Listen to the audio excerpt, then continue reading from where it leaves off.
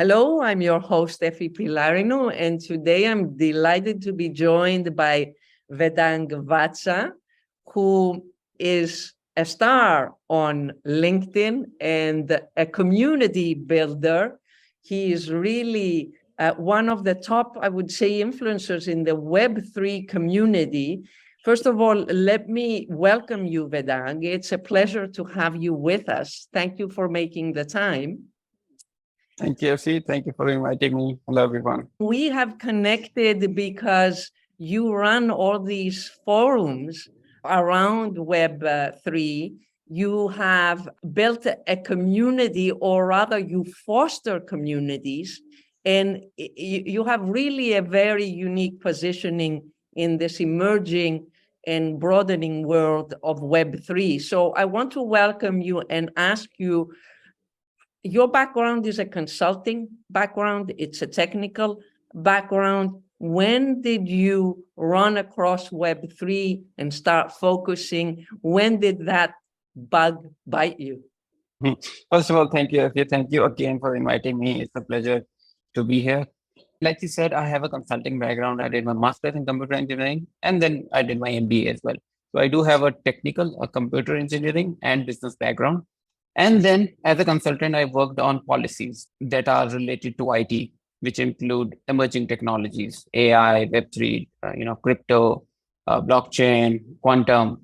So I was reading a lot of technical stuff every day, a lot of policies from around the world every day. This was in 2015 or 16, when, like others, I wanted to get rich quickly through crypto, the common mentality. This was not exactly the reason, but I wanted to experiment with what exactly this thing was, because it was gaining traction those days.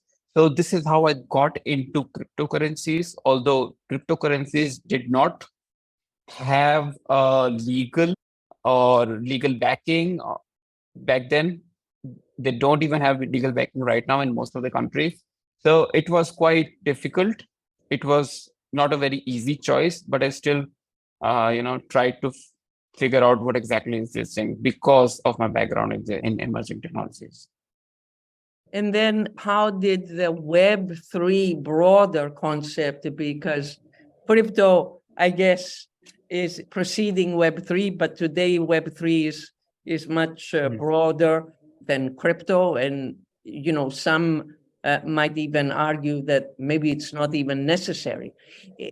How did you run across DeFi? What is your pulse today? Tell us a bit about the forums that you run also, which a lot of them are focused on decentralized finance.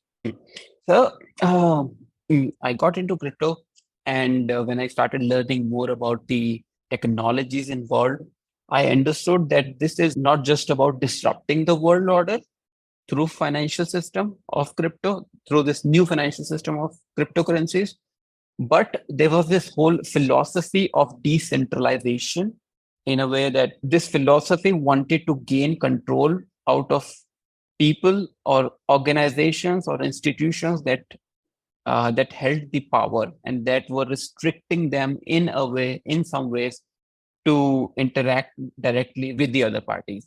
So decentralization and giving power back to the people was somehow the philosophy that I understood.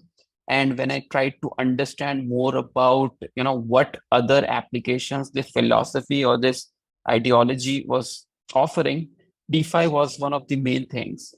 So there are many applications that include crypto, but there are some applications that operate more on this philosophy of decentralization, not involving central organizations or central parties or agents in the whole process of banking or financial systems. So this is the whole idea which got me interested in this. And then I started reading about DAO, decentralized organizations, DeFi, and then there was a wave of NFT that came in. But what exactly was the application or use cases that we could find of this hype? So researching about all this, so I did make a lot of publications on these concepts. And yes, apart from this, so I belong from South Asia. And in many countries in South Asia, like particularly in India, there was a wave, there was a huge sentiment of linking up the unbanked, banking the unbanked, or linking the people who are out of the grid with the financial system. So governments in these new countries, in these Asian countries, are trying their best to link people through the banking grid. And although I would not say that DeFi is helping in that directly, but DeFi works on a similar philosophy. I mean, one of the use cases of DeFi, one of the applications of one of the offerings of DeFi can be something of this sort. So yes, this is again something that I find very intriguing, very interesting, that it offers an opportunity for people who are not linked with official formal banking system to avail the benefits that a banking system can offer. Yeah, so participate in the economic activity, whatever it is, without the need of the traditional or formal structure. But it seems to me that this has not actually happened. The philosophy is there, the intention is there, sometimes forgotten, but mostly, as you correctly said, that's the core philosophy. And sometimes it might have to do with reducing costs. So certain activities can be done in an economic fashion, because the truth is, for a bank to send 10 cents, from one person to another, let alone from one country to another, it would be too costly. And the question is whether in a DeFi system that is viable economically. And then there's the disintermediation that you spoke about, and decentralization, not to depend on that. But what do you think it would take for DeFi to succeed in this intention or mission or philosophy? Because for now, it hasn't. It's a very interesting question, I feel, because as soon as people started to, put efforts in understanding technology, we bombarded them with huge terms like cryptography, blockchain. When they were trying to understand what can AI bring to their life through movies, through books, we bombarded them with heavy technologies, heavy terms, these difficult terms. The first thing that I would like to put up with that story is there's a huge challenge of education. People are not aware. There's a gap of education here, which is restricting a lot of people to get into this area. So when there is lack of education, there is risk involved, and people are not aware of these risks.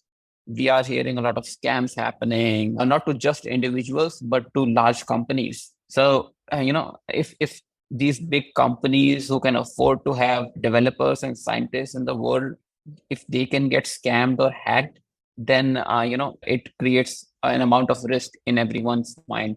So getting on to the main point, education is a big gap that we see currently. More education is needed about DeFi and how it works, and this will help to demystify DeFi and make it more approachable to the general public. So education is one. And then, like I said, when people were starting to get educated about other technology, we started bombarding them with huge terms like cryptography, blockchain. And people are not very accustomed to this new philosophy, to this new technology, to the interfaces that this new technology is offering. Is like a whole new revolution, is like a whole new phase of internet. And this new phase of internet has to work on easy interfaces so that people can feel more comfortable. People can see these applications to be more secure. So user-friendly interfaces is something that I believe can help people get more into this ecosystem. DeFi protocols need to be more user-friendly in order to attract mainstream adoption. And this could involve developing more intuitive interfaces or making it easier to understand the risks involved. So the core point here is user-friendly interfaces is something that is the need of the hour for DeFi applications. And the last thing that I would like to mention here is about the regularity or policy-related clarity. a lot of countries. So like a lot of people, like a lot of corporations, like a lot of organizations, governments also do not know completely what exactly they should be doing in this field. So regularity, clarity is needed to provide investors with confidence in DeFi protocols. And this could involve creating a regulatory framework that specially addresses DeFi, or by clarifying how existing regulations apply to DeFi. So yes, briefly, education is required. User-friendly interfaces can help, and regularity, clarity bring more confidence in the minds of investors and organizations to operate in any geography. Great. Vedang, tell us a little bit about the communities, the forums that you run. What is the purpose, the nature? Give us a sense of that if our audience would like to join and understand how they would benefit. So when I got into this field, I wanted to interact with good people, good people like you, Efi.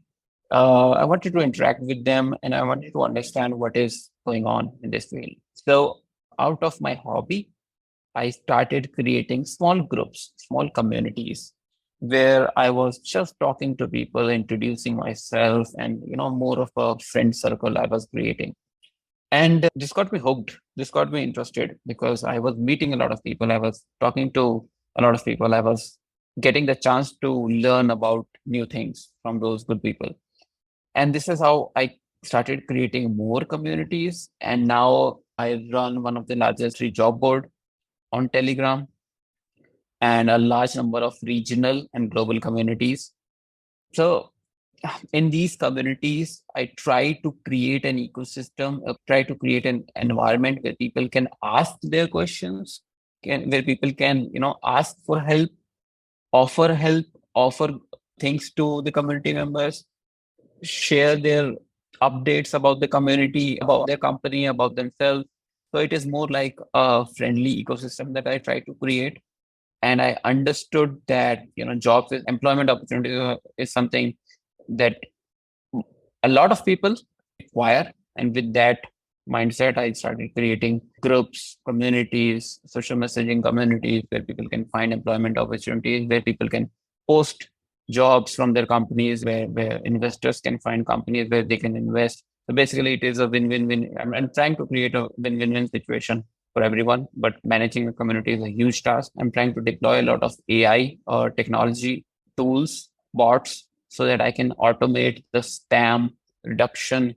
I can automate the posting of relevant material, educational content.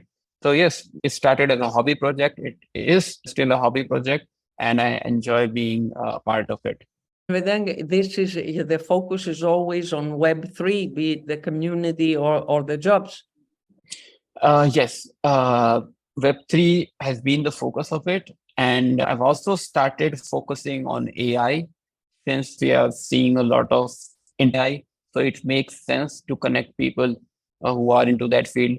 So yes, primarily it is Web3, and AI is a new thing that I'm trying to create, new community that I'm trying to create. And give us a sense of the sentiment or what's going on in the Web3 job market, the way you see it, because in the what I would call traditional tech world or broad tech world, we know that it's been a very tough year with a lot of layoffs and a lot of negative, fearful sentiment that tech jobs are going to be taken away, especially because of AI.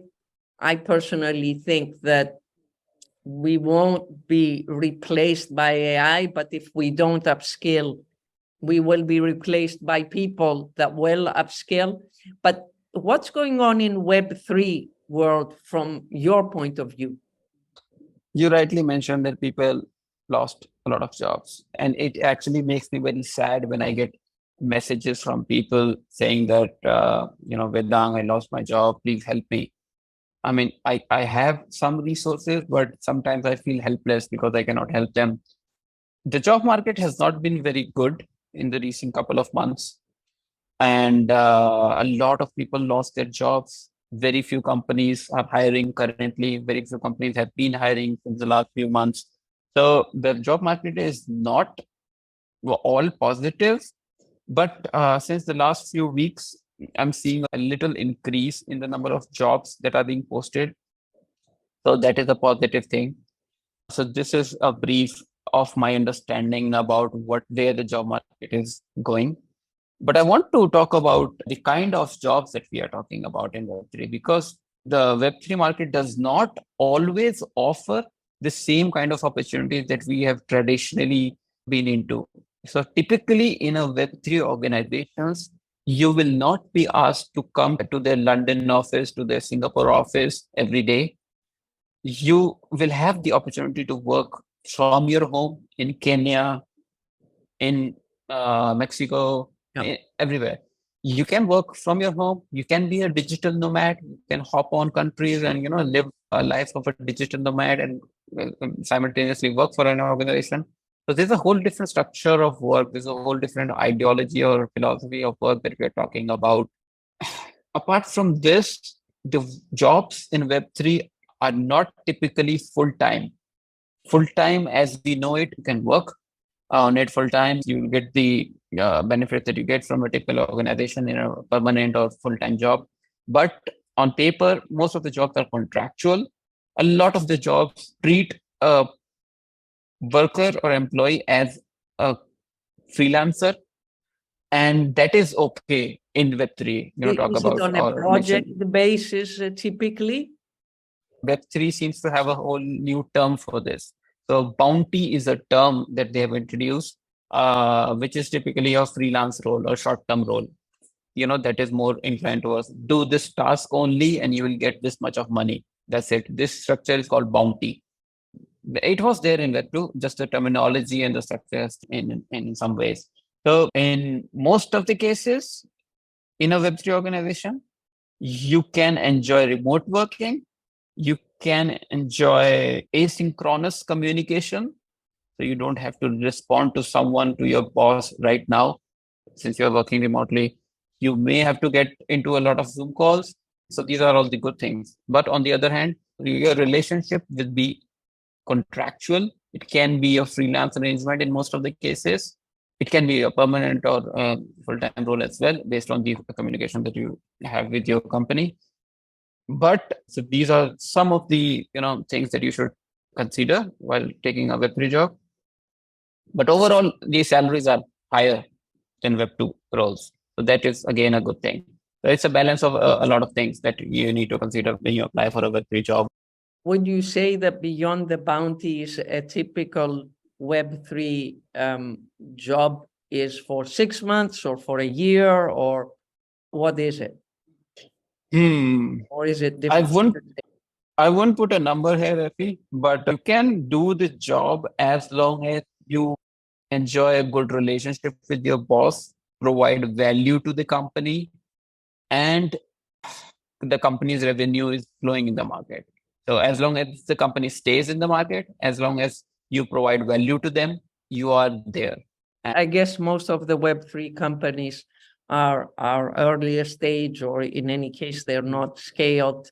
So we're talking about those types of companies. And what about DAOs? What about those types of organizations? Are you seeing an increased interest? Are you seeing increased sort of structures? Again, we know that we don't have the legal clarity except in very few jurisdictions, but are you seeing any change there or not? So the DAO is a very good structure in many ways. The whole aspect of a job role in Web3 is that you need to have the skill. That's it. It doesn't matter whether you're white, brown, which country are you from. If you can do it, name your price, do it. And this is the same process, according to my limited understanding, that is being followed, that gets followed in a DAO.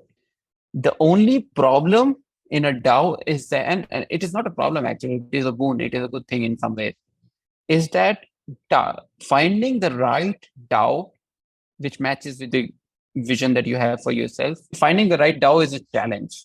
DAOs are like underground communities. I mean, not completely underground, but it is hard to find a DAO. And then if you find a DAO, then you'll have to understand what they're doing, what is the process, what is the way for you to get into it. And when you get into it, start contributing to the discussions, then you'll have to find out where you can contribute and then send a proposal to the DAO. Maybe I can work on their social media to bring them more interest in some way. You can propose to the DAO that I can work on your social media. I can do your Facebook, LinkedIn, Instagram, whatever it is. TikTok, I can make TikTok videos for this DAO or for this particular cause of the DAO, and that can bring more traffic. Then you can put up a proposal, and then it is up to the DAO members to accept it, and there you got a job. So structure is completely different here. It is more of a skill and communication first. Do DAOs have job postings or not really? It's reversed. You go in there and you see what needs to be done and kind of, make yourself part of the community and say, hey guys, we need to do this. This needs to be done. Is it like that, or are there job postings from DAOs? It is both actually. Actually, both ways work for a DAO. It is good to be a part of a community, so that you can feel like a part of the family. If I relate a DAO to a family, it is good to feel like a member of the family and then, work for that family. So that is one way of getting into a tribe, family, or, DAO. Other than this, yes, there are many DAOs that post opportunities out there in the public on different job boards. So it is both ways. So am I correct in thinking that the DAO is the next generation of a digital cooperative that is aiming for a decentralized governance structure? And it's inventing the way it will do it, because there isn't one way, there's many ways, right? There isn't a standard way. Have you seen anything that in what area have you seen a DAO, you don't need to name it, that is successfully moving along? Successfully in the sense of it's not sort of dying, it's, evolving with its mission. Because we know after the big accident or incident, if you want, of the DAO, which was a DAO in investing, right? After that, we haven't seen anything anywhere close to being big or knowing about it, but there are many DAOs around in different areas. Is there some area that you're seeing progress? Or what are the areas that most DAOs are in? Oh, so it is interesting. There are some good regional DAOs that are doing good work in the financial ecosystem, especially in lending. And there was one doing good work in insurance as well. So yes, DAOs are creating a change in some ways, but this change is very small compared to the change that a big corporation can bring. Yeah. And as compared to the needs that exist out there still, because, the needs, unfortunately, are increasing given the microeconomic conditions that are not favorable, and after COVID and everything.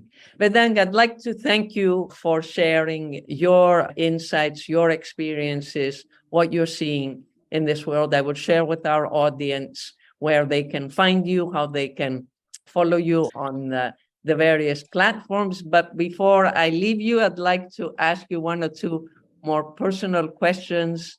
What are you excited about these days in terms of Web3 and these advanced technologies? And maybe what you're reading, what is inspiring you? Sure. So in Web3, I'm particularly very interested in how these new companies are trying to create an easy interface so that more people can enter into Web3. I'm particularly very excited about that. Secondly, I find it interesting to see how much innovation is going on in the infrastructure, in building the infrastructure for Web3 or decentralized applications to prosper. So these are the two things that I find very interesting. The infrastructure part and making sure that apps can bring good user experience through good interface. The book that I'm reading is the Almanac. Oh, sorry, I'm sorry. It is blurred. So I'm reading the Almanac of Naval Ravikant. I particularly like reading Naval because he has very intriguing, very good philosophical understanding of life. And I like this thing about him. So it helps me get more clarity on my thinking process. This is what I'm doing currently. This is what I'm reading. Thank you very much, Vedang. Thanks a lot.